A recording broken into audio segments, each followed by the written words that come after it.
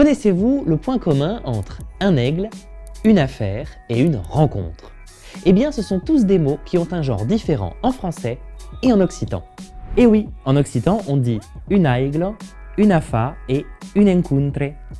Ces quelques exceptions sont importantes à connaître parce qu'elles nous rappellent que même si la plupart du temps les mots ont le même genre en français et en occitan, eh bien ce n'est pas toujours le cas. Le mieux que je puisse vous conseiller à la limite, c'est de les apprendre par cœur. L'udeute, la dette, l'uparel, la paire, l'urrelozze, l'horloge, alors qu'on dit aussi une olebre, un lièvre, un unglo, un ongle, ou encara, la sang, le sang. Et d'ailleurs, comme en espagnol, tous les mots qui se terminent en isto peuvent être aussi bien masculins que féminins. Un journaliste, une spécialiste, une analyste.